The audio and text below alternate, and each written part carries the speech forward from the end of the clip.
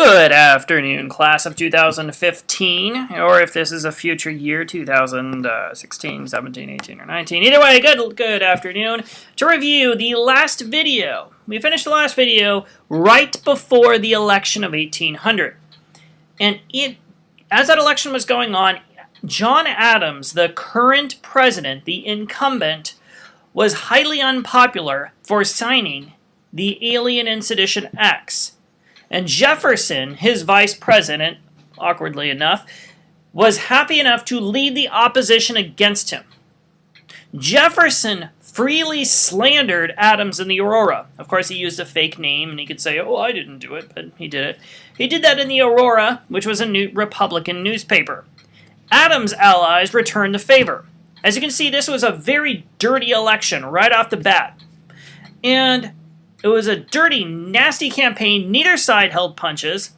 And Jefferson's friends, his allies, said that Adams did not have either the force and firmness of a man, nor the gentleness and sensibility of a woman. Adams' people said that Jefferson was an atheist, a pleasure seeker, and a coward. Jefferson and Adams actually had once been friends, but obviously, as you can see, they weren't during the election. They didn't get along too well. This would be a major precedent, and this would have a major impact on the way elections were done on the future. And it showed that really, when a push came to shove, politics was about parties with the people, not just you showing how great you are, but also your party, who you were associated with, and you had to attack your enemy. In the end, Adams had alienated both his allies and galvanized the opposition through not going to war with France and signing the Alien and Sedition Acts, and so Jefferson prevailed. Jefferson believed that he was bringing forth a new revolution. He even went so far as to call his victory the Second American Revolution. Jefferson claimed that he was a man of the people. Never mind the fact that he wore fine French clothing, had his own French chef, he had a slave plantation with over 100 slaves, he had the finest French wine, cuisines. Never mind all that, he claimed to be a man of the people. And he would sometimes even greet ambassadors in the White House in his bathrobe. In the end, Jefferson wanted to focus on his policy goals, just like anyone else. He said these are the things he wanted to do.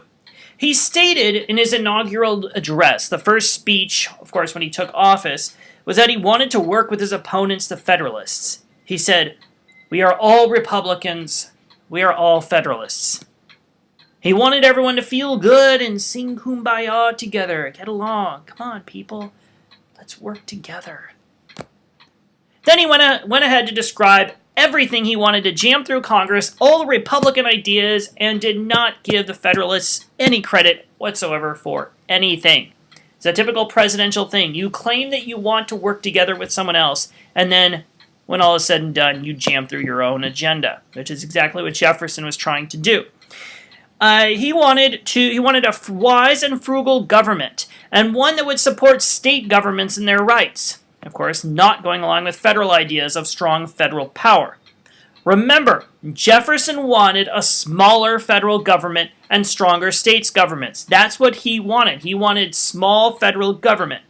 And he wanted an agrarian or a farm-based society. In fact, as president, Jefferson was very successful in cutting the Navy and was one of the few presidents who actually balanced the budget. Now, that being said, Jefferson faced a major challenge to these beliefs in his first term.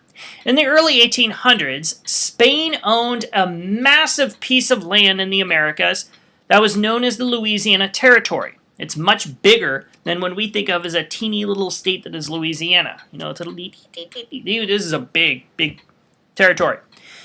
And now, it was kind of worrisome having Spain right next door, especially when they cut off trading or transportation through New Orleans. But then they transferred the ownership over to France. This scared Jefferson because he knew what Napoleon was doing in France, and he didn't want Napoleon having his empire on the back doorstep of the United States.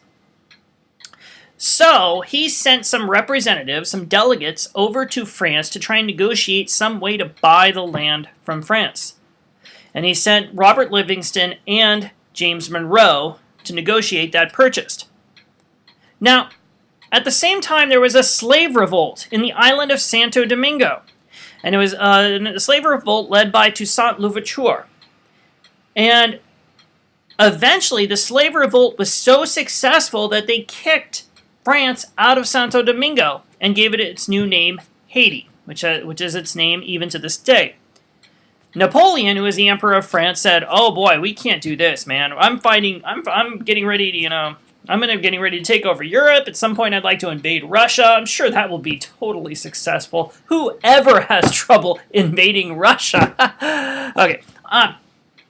And so he didn't want anything to do with this. He wanted to just get rid of this bad deal, this bad land, and just sell it and get out of there. And so Robert Livingston and Monroe, his representative, Talleyrand said, "I'll make you a deal, $15 million.